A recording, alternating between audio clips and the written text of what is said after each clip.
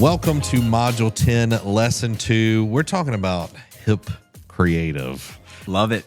Let's help everybody understand, what does hip do? HIP for us does so much more than be a marketing agency. Like, do they help with our growth as far as just being a growth-minded office, but also helps us with training, brings us more leads, shows us ways that we can actually grow and be more profitable. When you think about it, what can hip do to help orthodontic practices grow? Let's say like a startup is coming in.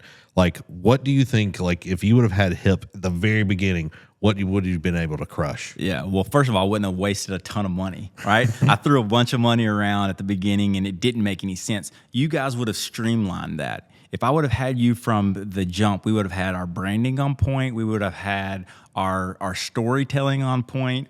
We would have found that ideal patient and we would have attacked them with ferocity, right? We would have been so much farther along in a quicker amount of time, but I just didn't know, right? So I'm telling you guys right now, listen to what I'm saying, learn from my mistakes, find you a partner like HIP, and it will happen so much faster. Growth will happen so much faster. So we're great at marketing. You know, we can toot our horn on that a little bit, but we like to think of ourselves as more than just a marketing company. How has that been for you in your practice? One thing I like about you guys is that you are so much more than that, right? You're so much bigger than a marketing company. And when I say that, you actually care about our growth. Like, you care about our efficiencies.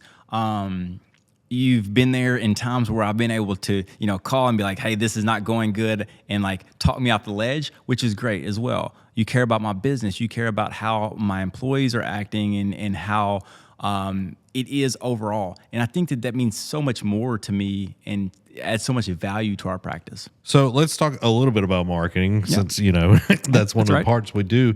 But let's also talk about growth systems. How has HIP's patient acquisition and retention framework helped their practice? I mean, if it wasn't for you guys, we wouldn't know about speed to lead, right? I think just that little principle springboarded us so much that it was amazing. Then when you talk about reputation management, I guess in my mind, I didn't really value that at the beginning. But now, year 5 into my practice, it is so big, right? Having 5-star reviews, having somebody that will respond to those, having somebody that will ask for those is huge for our practice. Yeah, and I love that we have, practice growth advisors that are, looking into your system, saying, oh, we can help here, all of this. We also have partner, support and everything, where you can call up, hey, this is going on. Hey, how do I fix this? Like, having people where you are like actual people. It's not just like, oh, beep, boop, beep, boop. You actually have people to talk to. I use it often. And I tell my girls at the office, I say, listen, if you have a question, have a problem, call HIP. And the reason why is because we found that there's so much value in picking up the phone and having someone pick it up on the other end that knows our practice, right? They know these numbers, they know these metrics, and all of those things are important when you're trying to make strategic moves and strategic growth. Having that trusted advisor that is in it with you, I think, is such a powerful thing. Yeah.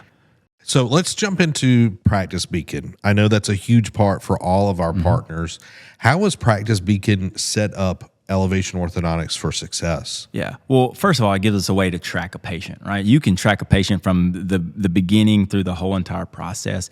It also gives us the production numbers as well. So like what our value of a patient coming in, how much we've increased or decreased in situations. But it makes it so simple. And I think simplicity can't be understated here, right? It takes a lot of the thought process out of my team and then off of me, and it gives me ways to hold them accountable. And it almost feels like an automated service, right? What are some free tools that you've utilized that HIP has put out? It's so funny. I actually have read all those books, right? First of all, they're easy reads. And there's huge nuggets of information in there that are very, very helpful. I always think that you should sell those things. Maybe you do, but I got a couple whenever I signed on, and I was reading through them. I couldn't read them fast enough. Well, thankfully they're all free. Okay, all right. Well, you should sell them. We don't gatekeep those. Those are actually really, really good, and I think that it provides a lot of value. And I mean, there's so many other resources that you guys provide, and I guess you are technically a marketing company, but it feels and means so much more to us because there's been times I've called and I'm very disappointed in something, whether it's your fault or not. And the person on the other end has cared about us enough to figure out a solution and get us to where we want to go. And that means a lot. Yeah, to actually care that your business is successful, and it's not like, well, you paid us. What else do you want? It's a true partnership, right? Yes. And it's funny because I hold everybody that we work with to the standard that you guys have created. And so maybe it's unfair to them, but when I do that yearly review and value add, I also think about it. Well, okay, HIP helped me here, here, and here. They helped me when I was complaining. They helped me when I was happy. They celebrated this, this, and this. And so I hold them accountable as well. So, if an orthodontist came up to you, he's starting out, what is the first step for a practice to start working with HIP? Yeah, so I think the very first thing that you have to do as a startup is you have to get over the initial investment, right? When you get over that cost and the price point, it's the price point, it's not the cost, because the cost outweighs the price point. So if you have the cost of not doing it, is going to greatly outweigh the amount of money that you spend with HIP. And I think once you overcome that mental hurdle, it's so simple. Yeah, value versus cost. That's right. And I remember talking to Harrison early on, and I was like, dude, it costs too much. Like, I'd shut him down. And then like a year later, he'd come back, and I'd be like, it costs too much. And then finally I was like, nah, man, I've done all this other stuff, and I haven't got the value. And so I've wasted that money. So the cost was actually huge of me not starting, right? So then once I did, everything was it was great. Listen, you have to stay on top of it as well. It's not going to just be autopilot, but you get out of it a lot more than you put in. So let's say somebody joins. Mm-hmm. What is something that you think is just needed to be successful with HIP? Follow what they say. Right? Follow what you guys say. So you're going to set them up with Practice Beacon, right? Then have the monthly calls. Then do stuff and operate from a growth standpoint. It doesn't make sense if everybody in your office is like this, right? If everybody is like, I'm not growing, well, it doesn't matter what you guys do, right? Yeah. So you have to make sure that your culture is right to accept the growth, and then lean into the things that your partners are saying. Right? You are the expert in this, right? Yeah. And so that's the biggest problem that I find with most people that start working with another group. They're like, oh, that won't work for me. Or, oh, that's a bad lead. Or there's so many excuses, right? We all make them. I make them, But the idea is just trust the process and let's do this together. I think being willing to admit it's like, hey, I don't know what I'm doing is huge.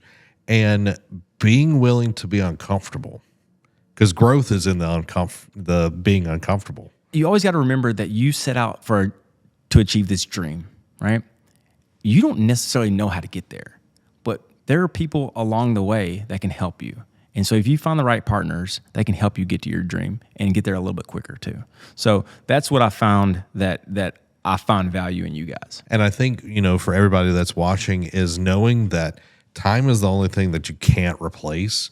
So if you're wasting time and trying to do it yourself or going with the cheaper version, you are going to pay in time. And I think you can never get it back. You can never get it back. And you always say you can make more money, but time is one of those things that, and the older you get, the more you start thinking about time, right? It is very important to leave some of that up to other experts and get your time back where you can do other things that you want to do. Well, there you have it, everybody. That is Module 10, Lesson 2. That's the course as well. We hope that you enjoyed it. And if you have any questions, please let us know. And we hope that you grow big and successful.